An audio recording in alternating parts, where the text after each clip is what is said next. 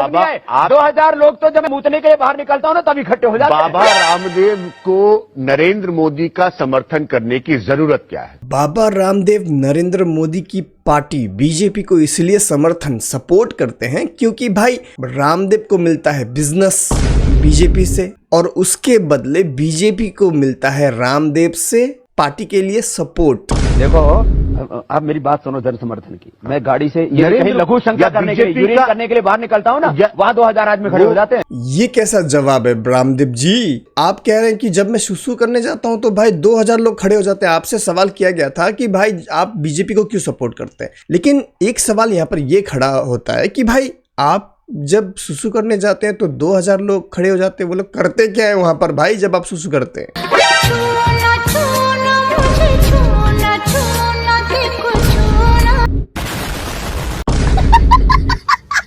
तो welcome back and प्रभु यीशु मसीह के नाम से आप सबको जय मसीह की। तो आज हम और कुछ ऐसे बाबा हैं उनकी वाट लगाने वाले हैं। चलिए आज की वीडियो शुरू करते हैं। आइए देखते हैं, मजा आएगा। ये सनातन धर्म को बचाना है तो please I request all of person, मेरी प्रार्थना है चादर और फादर से दूर रहिए। वेल सनातन धर्म को बचाना है तो चादर और फादर से दूर नहीं, लेकिन सनातन धर्म के ही बाबाओं से आप लोगों को बचने की जरूरत है क्योंकि ये लोग आपको गाय का पेशाब या गाय का गोबर खाने को कहते हैं। और वो दिन भी दूर नहीं जब ये बाबा लोग स्वयं अपना ही भाई मलमूत्र पियो खाओ ये कहेंगे। क्या क्या खाया आपने? हम गिरी हम अपना लेटिन खुद करके खाए हैं, अपनी पेशाब हमने स्वयं पिए।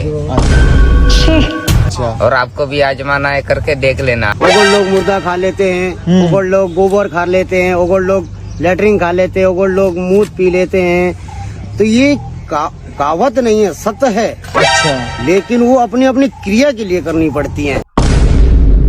मैं बोलता ही क्यों नहीं यार, आप लोग खुद सोचो। चलो भाई गाय का गोबर या पेशाब वो भी भाई खा लेते होंगे, चलो भाई कोई प्रॉब्लम नहीं है, लेकिन भाई अपना ही मलमूत्र ये लोग ना कहाँ जाएंगे भाई। कई लोग कलमुहे सनातनी ऐसे भी हैं, लेकिन तुम लोग कुछ कलमुहे ऐसे भी हैं जो चादर चढ़ाने जाते हैं।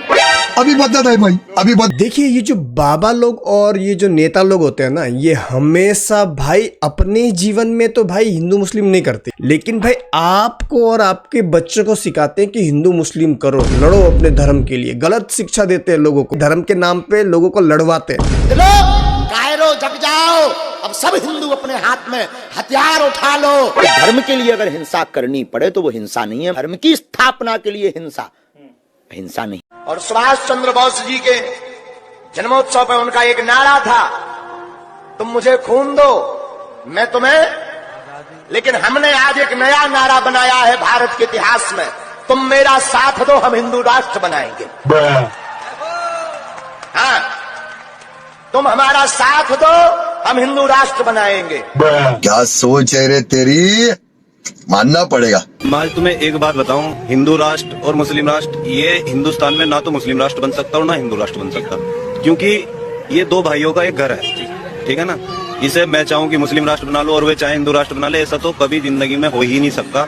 और अगर इस देश को चलाना है तो दोनों भाइयों को मिलकर ही चलना पड़ेगा। और हिंदू मुस्लिम की जो बात करने वाले होते हैं ना, वो घर से बेरोजगार होते हैं, जिनकी घर में अहमियत नहीं होती, वो बाहर आके हिंदू मुस्लिम बात से न कभी झुकेंगे, न कभी मुड़ेंगे, न कभी रुकेंगे। भारत हिंदू राष्ट्र था, है और फिर घोषित होकर रहेगा। लेकिन खुद भाई अपने परिवार में मुस्लिम होता है, इनके विश्वास नहीं, ये देख लो। तुम लोग कुछ कलमुहे ऐसे भी हैं जो चादर चढ़ाने जाते हैं।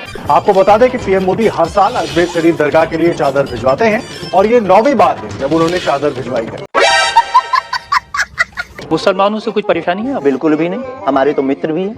कई लोग कलमुहे सनातनी ऐसे भी हैं, लेकिन तुम लोग कुछ कलमुहे ऐसे भी हैं जो चादर चढ़ाने जाते हैं। मैंने तो ये भी सुना कि आपकी बहन की शादी एक मुसलमान से पैसे लेकर आपने करवाई। कि आपकी बहन की शादी एक मुसलमान से पैसे लेकर आपने करवाई। आज भी हमारा मित्र अभी 5 दिन पहले ही मिला, चाय भी।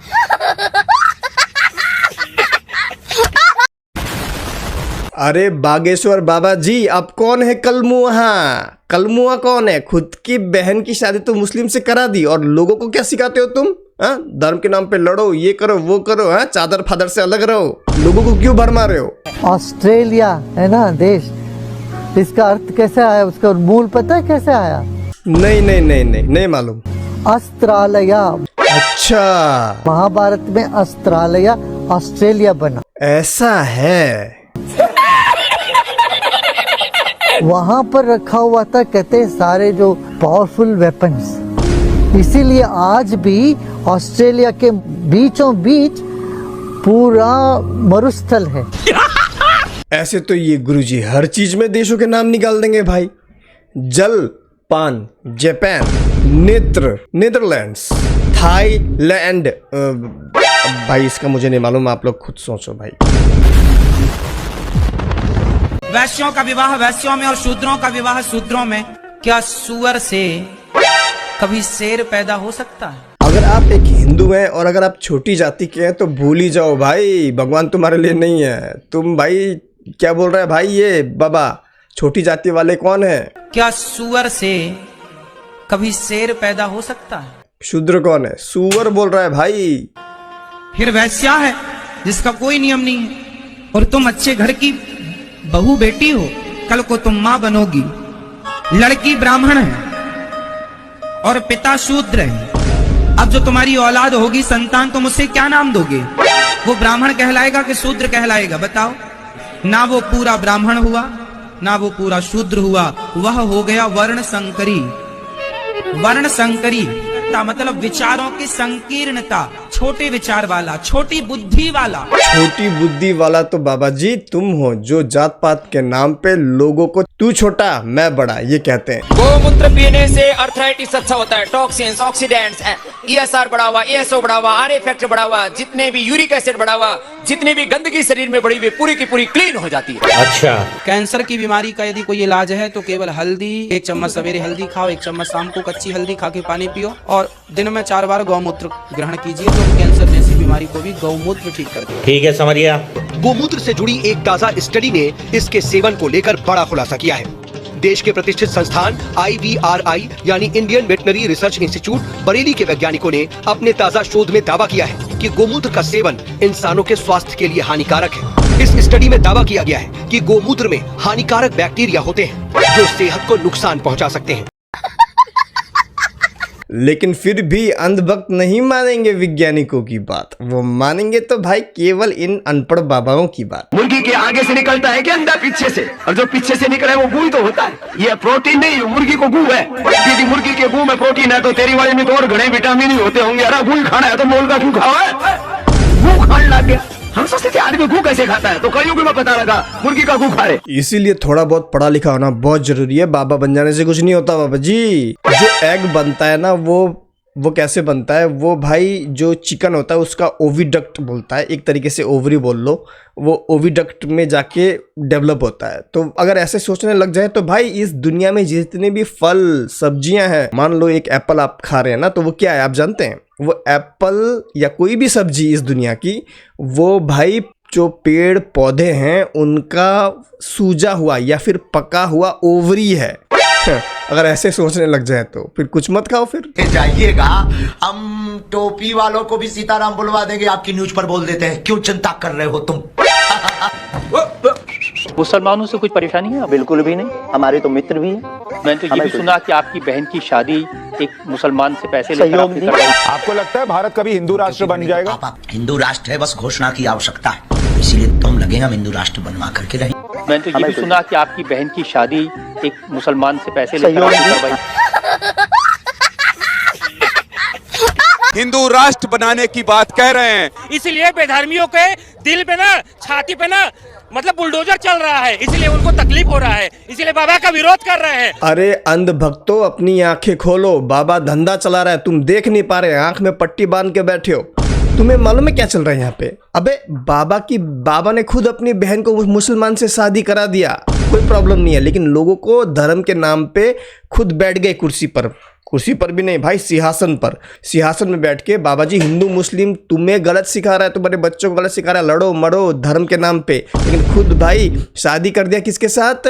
मुसलमान के साथ अपनी बहन का। और इतना ही नहीं, अभी तो और है, रुको, रुको। पहनते हैं ये पहनाने वाले से भी कुछ गुरु दक्षिणा लेते हैं, जो कपड़े पहनते हैं, जो कपड़े जिसके दिए पहनते हैं उससे भी कुछ पैसा लेते हैं। आज तक ऐसा कोई मिला नहीं है, खोज जारी है। अच्छा, किसी ने हमें आज तक दक्षिणा नहीं दी, टोपी पहनाने के नाम पर या कपड़े पहनाने के नाम पर। हम तो राह चलते कोई मिल जाता है तो उसका पहन लेते, अपना दे देते हैं। बाबा भाई पैसे लेता है, जो बाबा को मुकुट या पगड़ी शकड़ी जो भी पहनाएगा भाई कितने कितने 1-1 लाख 2-2 लाख चार्ज करता है भाई धर्म के नाम पे। तुम बुद्धू मत बनो। देखिए कैसे धर्म के नाम पर चल रहा है धंधा।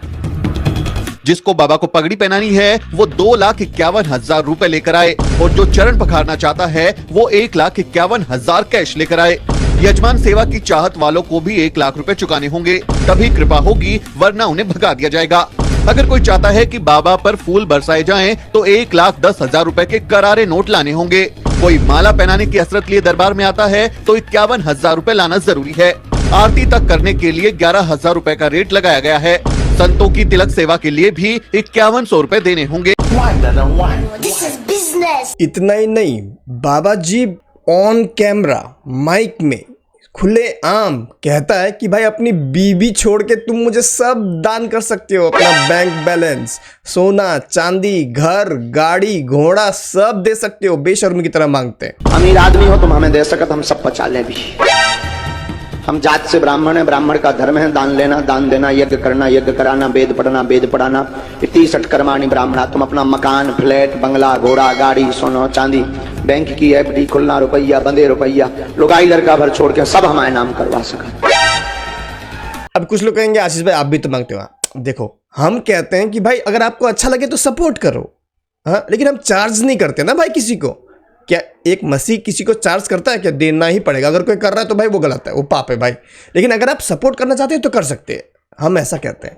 लेकिन बेशर्मों की तरह घर घोड़ा सोना चांदी अपना पत्नी छोड़ के सब दे दे, ऐसा तो कभी नहीं कहते भाई हम। अपने सरसों का तेल भी नाक में डाल दे तो यदि पूरे रेस्पिरेटरी ट्रैक में कहीं पर भी कोरोना होगा तो पेट में चला जाएगा, और पेट के जो केमिकल्स हैं वो कोरोना को मार देते हैं। जरा सोचिए कोरोना काल में कितने लोगों ने नाक में सरसों, ये रामदेव बाबा का बात सुन के नाक में सरसों का तेल डाल के कोरोना को मारने की कोशिश की होगी, और भाई इस कोशिश में वो खुद भी चल बसे होंगे। तो ऐसे बाबा लोग जो भाई लोगों को भाई मृत्यु की तरफ लेके जा रहे हैं, ज्योति की तरफ नहीं, इनसे दूर रहो। इतना ही नहीं, कोरोना काल में रामदेव बाबा ने भाई कोरोना की दवाई भी बना दी। कोरोनिल का 100% हमने साइंटिफिक जो ड्रग का साइकिल है, जो रिसर्च पर बेस्ड ड्रग क्या कहते हैं। अबे जल्दी बोल, कल सुबह पनवेल निकल। लेकिन दुख की बात यह है कि भाई अभी तक ये आज़ाद क्यों घूम रहा है भाई? ये कानूनी अपराध है। जब जिस चीज़ की दवाई नहीं है आप अगर क्लेम कर रहे हो ना कि हाँ मैंने बना दी दवाई, तो वो व्यक्ति जेल के अंदर होना चाहिए। लेकिन फिर भी भाई पैसों का दम है भाई, पैसा फेंका होगा सरकार के मुंह में और खुलेआम घूम रहे भाई रामदेव बाबा। इंटरव्यू भी देते हैं तो भाई गंजा मार के।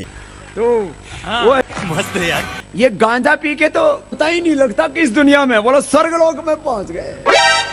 मैं टाइम्स नाउ में इस टाइम की this now time is this Bombay central इस next time is dead luck time is yoga time. यहाँ पर देखिए कि रामदेव बाबा कैसे लोगों को बुद्धू बना रहे हैं, और ये कह रहे हैं कि भाई जो फोन में रेडिएशन होता है ना, वो रेडिएशन को बिल्कुल खत्म कर देता है एक तुलसी की पत्ती। अब ये हाथ में पकड़ रखा है ना, तो ये इसमें रेडिएशन है। Very dangerous. तो ये हाथ नीचे आ जाएगा। ताकत लगाओ पंडित जी, और ताकत लगाओ, पूरा ताकत लगाओ। ये रेडिएशन वाला मोबाइल पकड़ रखा है ना, तो ताकत लगाने पर भी नीचे आ रहा है। आप कहाँ थे ज्ञानी बाबा? अब इसमें मैं तुलसी पत्र लगा देता हूँ, बस इतना सा, इससे इसका रेडिएशन खत्म हो जाता है। अब ये इसके साथ तुलसी पत्र लग गया, अब इसका रेडिएशन खत्म हो गया। मस्त जोक मारा रे। अब देखो, अब ऐसे पहले जितना ही ताकत लगाना, ठीक है? अब पूरा ताकत लगा रहा हूं तो अभी हाथ नीचे नहीं आ रहा है। या आप घर में जाके कोई भी प्रयोग करके देखिए ये बिल्कुल झूठ है जो रामदेव बाबा कर रहे हैं ना, ऐसा नहीं होता। देखिए कई प्रकार के रेडिएशन होते हैं, ionising radiation, non ionising radiation. जो नॉन आयोनाइजिंग रेडिएशन है वो इंसानों के लिए घातक नहीं होता है, जैसे फ़ोन में भी नॉन आयोनाइजिंग रेडिएशन होता है। ये बहुत डीप मैटर है, इसके अंदर जाएंगे तो पता नहीं कितना समय जाएगा, लेकिन भाई इतना समझ लो कि आपके फ़ोन में जो सार वैल्यू होती है आप वो सब चेक कर सकते हैं, इंटरनेट में बहुत सारी जानकारी है उसके विषय में, लेकिन वो बिल्कुल जो फ़ोन में रेडिएशन होता है ना, वो रेडिएशन इंसान के, ह्यूमन बींग के सेल्स को यानी कोशिकाओं को नुकसान नहीं पहुंचा सकता, बिल्कुल नहीं पहुंचा सकता। लेकिन कुछ ऐसे आयोनाइजिंग रेडिएशन होते हैं जैसे कि एक्सरे मशीन में वो नुकसान पहुंचा सकते हैं इंसान को, और गामा रेज भी होते हैं उसमें। लेकिन दूसरी ओर अगर हम देखें तो ऐसे रेडिएशन से हम घिरे हुए हैं चारों तरफ, हाँ, लेकिन वो नॉन आयोनाइजिंग रेडिएशन है, यानी नुकसान नहीं पहुंचाएंगे हमें। जैसे कि माइक्रोवेव हो गया, अवन ववन होता है ना माइक्रोवेव वगैरह, उसमें जो रेडिएशन होता है वो ह्यूमन को नुकसान नहीं पहुंचाता। लेकिन ये सारी बातें डीप है, इतना डीप नहीं जाएंगे, लेकिन इतना जान लो रेडिएशन के नाम पर, नॉन आयोनाइजिंग रेडिएशन के नाम पर रामदेव बाबा अपना धंधा चला रहा है और कुछ भी नहीं है भाई। जिन लोगों को मालूम नहीं है ना आयोनाइजिंग रेडिएशन क्या होता है, नॉन आयोनाइजिंग रेडिएशन क्या होता है, उनके लिए तो भाई रेडिएशन मतलब खतरा, सब खतरा। ऐसा नहीं है भाई, रामदेव बाबा इसी का फायदा उठा रहा है। आपको ज्ञान नहीं है ना, इस ज्ञान का फायदा उठा के भाई वो अपना बिजनेस ला रहा है। खैर, तो ऐसे बाबाओं की गलत शिक्षाओं से बच के रहिए। मिलते अगले वीडियो में, प्रभु यीशु मसीह आप सबको आशीष दे। तब तक के लिए जय मसीह की। और हाँ, अगर हमें सपोर्ट करना चाहते हैं तो स्क्रीन पे दिए गए नंबर पर जरूर सपोर्ट कीजिएगा। जय मसीह की। करिए नहीं, मैं देख रहा हूँ, मैं इधर बैठता हूँ इधर ऐसे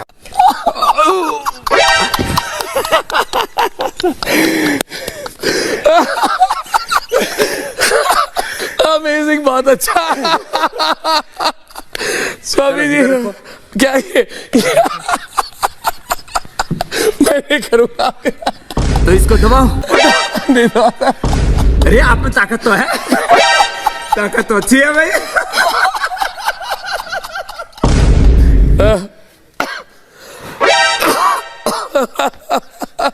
मजा आ गया।